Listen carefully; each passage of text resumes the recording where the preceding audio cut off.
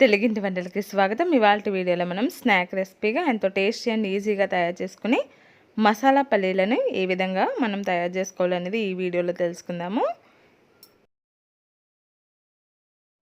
దీని తయారీ కోసం ఒక 1 కప్ పల్లీలను ఈ విధంగా ఒక బౌల్లోకి తీసుకోవాలి. ఇప్పుడు ఇందులో ఒక 3 టేబుల్ స్పూన్ల శనగపిండిని యాడ్ చేసుకోండి. అలాగే క్రిస్పీగా రావడం కోసం ఒక 2 టీ స్పూన్ల వరిపిండిని కూడా యాడ్ చేసుకుందాము. ఇప్పుడు ఇందులో ఒక 1 టేబుల్ స్పూన్ కారం, ఒక పావు టేబుల్ స్పూన్ పసుపు, టేస్ట్కి సరిపడినంత సాల్ట్, అలాగే ఒక 1 టీ స్పూన్ గరం మసాలా పౌడర్ని వేసుకుందాము.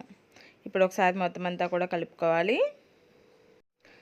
దీన్ని మనం చాలా సింపుల్గా తయారు చేసుకోవచ్చు, పెద్ద ప్రాసెస్ ఏమి ఉండదు. ఈ విధంగా కలుపుకున్న తర్వాత కొద్దిగా వాటర్ని వేసుకుందాము, ఎక్కువ అవసరం లేదు. పిండిని గట్టిగా కలుపుకోవాలి. కొంచెం వాటర్ వేసుకుని మొత్తం అంతా కూడా పిండిని కాస్త గట్టిగా కలుపుకోవాలి. చూసారు కదా, వీడియోలో చూపిస్తున్న విధంగా ఈ విధంగా మనం పిండిని కలుపుకుని ఒక 5 నిమిషాల పాటు పక్కన పెట్టుకుందాము. ఒక 5 నిమిషాలు పిండి పక్కన పెట్టుకున్న తర్వాత స్టవ్ వెలిగించుకుని డీప్ ఫ్రైకి సరిపడినంత ఆయిల్ వేసి వేడి చేసుకోవాలి. ఆయిల్ వేడైన తర్వాత మంటని మీడియం ఫ్లేమ్లో పెట్టుకుని ఈ విధంగా పల్లీలని పకోడీలాగా విడివిడిగా వేసుకోండి.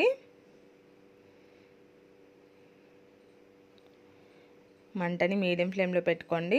హై ఫ్లేమ్లో పెట్టుకుంటే కనుక లోపల ఉన్నటువంటి పల్లీలు సరిగ్గా ఫ్రై అవ్వవు, పచ్చి పచ్చిగా తగులుతూ ఉంటాయి. మధ్య మధ్యలో ఈ విధంగా కదుపుకుంటూ మనం దీన్ని ఫ్రై చేసుకోవాలి. కాస్త టైం తీసుకుంటుంది, ఒక 4 నుంచి 5 నిమిషాల పాటు ఫ్రై అవ్వాలి.